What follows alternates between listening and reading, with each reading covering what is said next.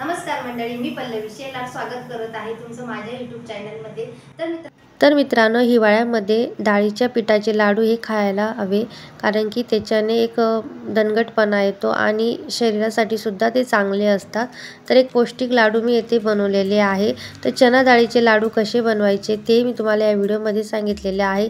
त्यातल्या त्यात नवीन मुलं असेल तर काही ट्रिक्स सांगितलेले आहे की लाडू ज्यांना वाळता येत नसेल तर कशा पद्धतीने वाळायच्या तेही तुम्हाला येथे मी सांगितलेलं आहे। संपूर्ण बारीक बारीक टिप्स सांगितलेले आहे आणि अतिशय पौष्टिक लाडू येथे बनवलेले आहे। जसे फुटाण्याचे लाडू लागतात अगदी तसेच लागतात आणि महिनाभर सुद्धा तुम्ही स्टोर करू शकतात। कमी तुपाचे आणि व्यवस्थित असे पिठी लाडू येथे झालेले आहे। चला तर व्हिडिओला सुरुवात करूया। इथे मी अर्धा किलो चना डाळ घेतलेली आहे। मित्रांनो, चना डाळ व्यवस्थित साफ करून घ्यायची, एका कॉटनच्या कपड्याने पुसून घ्यायची किंवा मग ओला कपडा करून त्याला कडक पिळायचा आणि साफ करून घ्यायची, कारण की काही असं पावडर वगैरे असली तर आपल्याला ती निघून जायला हवी। दुकानातून डायरेक्ट आपण आणतोय त्याच्यामुळे आपल्याला या प्रोसेस करणं गरजेचं आहे, ते लक्षात घ्या। तर गॅसवर कढई ठेवलेली आहे, कढई व्यवस्थित तापू द्यायची आहे आणि यामध्ये आता चना डाळ ॲड करून घेणार आहे। मित्रांनो, तुम्हाला एक बॅचेसमध्ये तर भाजताना नाही आली तर तुम्ही 2 बॅचेसमध्ये सुद्धा करू शकता। तर मी ते आता चना डाळ थोडी जाड असते, एक लक्षात घ्या। उडदाची डाळ आहे ना, अर्धा किलो 1 किलो एका टायमाला भाजल्या जाते, पण चना डाळ आहे ना ही जाड असल्यामुळे थोडा वेळ खाऊपणा होतो। त्याच्यामुळे काय करायचं, एक तर बाउल मोठं घ्या, कढई वगैरे मोठी घ्या किंवा मग थोड्या कमी प्रमाणात घ्या। तर अशा पद्धतीने मी अर्धा किलो डाळ आहे ना इथे संपूर्ण भाजून घेणार आहे। मित्रांनो, इथे आपल्याला डाळीला भाजायचं आहे। हिवाळी स्पेशल लाडू बनवतोय आणि लाडूसुद्धा पौष्टिक होणार, तर त्यासाठी आपल्याला ना ही एक प्रोसेस करणं गरजेचं असतं। त्यामुळे लाडू ना अतिशय पौष्टिक होतात आणि चवीला तर अप्रतिम लागतात। त्यामुळे आपल्याला ना ही डाळ भाजून घेणे फार गरजेचं आहे आणि त्यानंतर जे पीठ गिरणीला आपण दळून आणतो तर त्याची चवसुद्धा उत्तम लागते, ठीक आहे। तर अशा पद्धतीने मी कंप्लीट 15 ते 20 मिनटं ही डाळ आहे ना अशी हलकी होईपर्यंत भाजून घेणार आहे। तर व्हिडिओमध्ये दाखवल्याप्रमाणे तुम्हाला संपूर्ण प्रोसेस करायची आहे, हे लक्षात घ्या। कमीत कमी 20 मिनटं लागतात। सुरुवातीला स्लो गॅस करायचा आणि मध्ये मध्ये हाय गॅस करून आपल्याला ही डाळ अशा पद्धतीने भाजून घ्यायची आहे। जास्त वेळ पण भाजवायची नाही आहे, हेही लक्षात घ्या, कारण की डाळ मग काळी पडते आणि ती थोडीशी मग पीठ कडवट लागतं असं। तर ठीक आहे, अशा पद्धतीने डाळ आपली ही भाजल्या गेलेली आहे। डाळ थंड केलेली आहे आणि गिरणीला हे पीठ मी लावलेलं होतं। तर गिरणीला पण मी तुम्हाला सांगते की थोडंसं नॉर्मल असं जाडसर रवा टेक्स्चर ठेवायचं आहे, जसं आपण गव्हाच्या पिठाचा रवा करतो तसंच। तर अर्धा किलो पीठ घेतलेलं आहे, 200 ग्रॅम इथे पिठी साखर आणि 200 ग्रॅम तूप घेतलेलं आहे। अशा पद्धतीने व्यवस्थित इथे मेजरमेंट घेतलेलं आहे। कढई ठेवलेली आहे, कढईमध्ये मी इथे सुरुवातीला 50 ग्रॅम असं समथिंग 50 ग्रॅम मी इथे तूप ॲड केलेलं आहे। आता तूप आपल्याला व्यवस्थित इथे गरम होऊ द्यायचं आहे।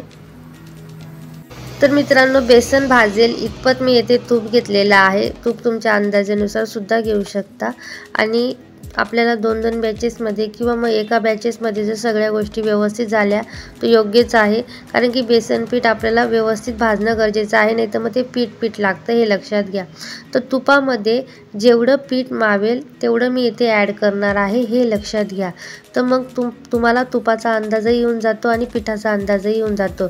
तर मी ना इथे बेसन पिठाची ज्यावेळेस लाडू बांधते ना त्यावेळेस मी जेवढं मावेल पिठामध्ये तूप तेवढंच मी यामध्ये ॲड करते आणि त्यानंतर व्यवस्थित असं भाजून घेते। तर हे एकदम व्यवस्थित असं प्रमाणबद्ध आहे, जेणेकरून आपलं तूपही जास्त होत नाही आणि आपलं पीठही योग्य प्रमाणामध्ये भाजलं जातं। तर अशा प्रोसेसमध्ये तुम्हाला इथे करून घ्यायचं आहे। तर अशा पद्धतीने मित्रांनो, मी जेवढं मावेल तेवढं तुपामध्ये बेसन पीठ ॲड केलेलं आहे आणि बाकीचं पीठ आहे ना मी साईडला केलेलं आहे। अशा पद्धतीने तुम्हाला बॅचेस करून घ्यायचे आहे। मी पुन्हा एकदा सांगते की जेवढं तूप असेल त्याच्यामध्ये जेवढं पीठ ॲड होईल तेवढं ॲड करा आणि त्यानंतर व्यवस्थित बेसन पीठ हे भाजून घ्यायचं, जेणेकरून आपला जो बेसन पिठाचा लाडू असेल ना तो व्यवस्थित लागतो आणि चवीला तर अप्रतिम लागतो। त्यामुळे ना आपलं पीठ कुठेही इकडे तिकडे होत नाही किंवा तूप इकडे तिकडे होत नाही आणि हे प्रमाण अतिशय योग्य आहे बेसन पिठामध्ये, हे लक्षात घ्या। आता आपल्याला पीठ आहे ना व्यवस्थित मिक्स करून घ्यायचं आहे आणि पीठ आहे ना छान असं भाजून घ्यायचं आहे आणि या पिठाला आहे ना हलकंसं होऊ द्यायचं आहे, हे लक्षात घ्या। तर कमीत कमी 5 ते 10 मिनिटं इथे ही प्रोसेस स्लो गॅसवर करणे गरजेचं आहे।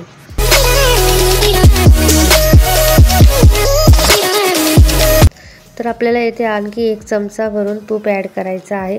तर मित्रांनो सेंटरला असं होल करून घ्यायचं, कारण की कढई ऑलरेडी खालून गरम असते, त्यामुळे ना तूप आरामशीर आवळून जातं। तर हे बघा, मी तुम्हाला सांगितल्याप्रमाणे की पिठाचा अंदाज घेऊन आपल्याला तुपाचा अंदाज येतो। तशा पद्धतीने आपल्याला समजतं की पीठ कोरडं आहे का कितपत आपल्याला भाजायचं आहे, अशा प्रोसेसनुसारच समजतं। त्याच्यामुळे ना तूप जास्त लागणारच नाही आणि लाडूसुद्धा व्यवस्थित होणार आणि वाटलं तर तुम्ही थोडं एक्स्ट्राचं ॲड करू शकता, पण कमी होणार नाही, हे लक्षात घ्या। ही प्रोसेस असते लाडू बांधताना, हे लक्षात घ्या। तर आता व्यवस्थित इथे मिक्स करून घेणार आहे।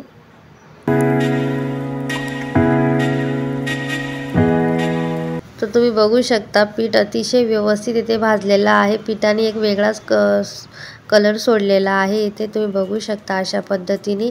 तर आपल्याला अशाच लेवलमध्ये इथे हे पीठ भाजून घ्यायचं आहे।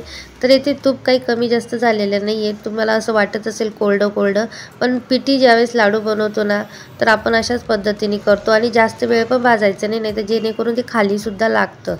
तर या स्टेजमध्ये या प्रोसेसला आपलं पीठ भाजून झालेलं आहे, यामध्ये आपण 200 ग्रॅम पिठी साखर ॲड करणार आहोत। तर मी घरची पिठी साखर घेतलेली आहे, तुम्ही मार्केटची सुद्धा घेऊ शकता। तर मी दळून घेतलेली होती मिक्सरला। आता येथे गॅस मी बंद केलेला आहे आणि पीठ ऑलरेडी गरम असल्यामुळे फक्त येथे पिठी साखर मी मिक्स करून घेत आहे 2 मिनिटांसाठी।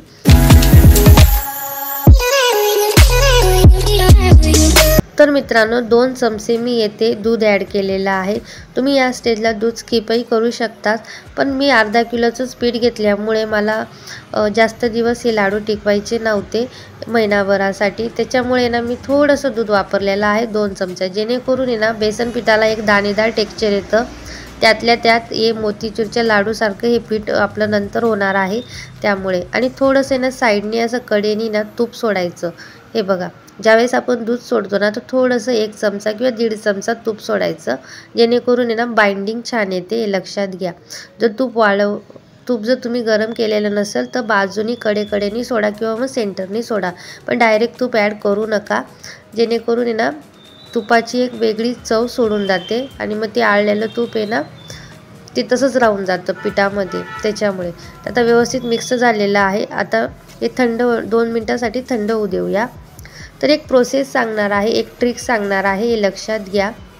येथे पीठ पूर्णतः थंड झालेलं आहे, तर काय करायचं, एक चाळण घ्यायची। जर या छोट्या चाळणीने गाळता येत नसेल तर मोठी चाळण घ्यायची, मोठ्या चाळणीने हे व्यवस्थित असं पीठ गाळून घ्यायचं। तर मी तुम्हाला दाखवते, जे नवीन मुलं आहे ना त्यांच्यासाठी मी ही ट्रिक ॲड केलेली आहे इथे, जेणेकरून तुम्हाला लाडू अतिशय व्यवस्थित बांधता येतील आणि वरचा फार तर थोडाफार हा भुगा असतो तो बाहेर निघतो। तर ते काय करायचं, मिक्सरच्या भांड्यामध्ये त्याला पुन्हा एकदा लावून घ्यायचं आणि फार तर अर्धी वाटीलाही कमी, म्हणजे एकदम कमी प्रमाणामध्ये हा चुरा राहून जातो। तो तुम्ही गाई वगैरेला खाऊ घालू शकतात, म्हणजे आपलं कुठेही येथे प्रोसेस वाया जात नाही, पीठ वाया जात नाही, हे लक्षात घ्या। त्यामुळे ना अशा पद्धतीने करा।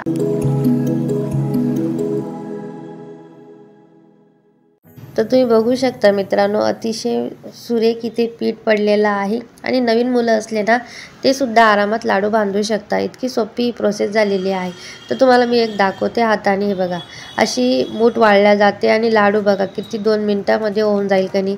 अर्धा किलो 1 किलो लाडूसुद्धा तुम्ही बनवू शकतात, किंवा तुमच्याकडे अशी चाळण नसेल तर पुरणाची चाळण प्रत्येकाकडे असते तर ती घ्या आणि तिच्याने करा। आणि अर्धा किलो असू दे 2 किलो असू दे असे लाडू ना तुम्ही 2-2.5 तासामध्ये न करता 15 ते 20 मिनिटांमध्ये सुद्धा करू शकता, इतकी सोपी ही प्रोसेस आहे।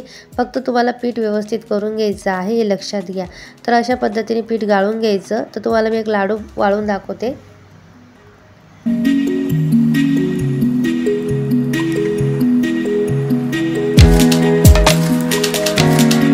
तर तयारी मित्रांनो आपले हिवाळी स्पेशल चणा डाळीचे लाडू। तर तुम्ही नक्की तयार करून बघा आणि मला नक्की कमेंट करा की कसे झालेले आहे। तुम्हाला जर व्हिडिओ आवडला असेल तर लाईक शेअर आणि कमेंट केल्याशिवाय जाऊ नका।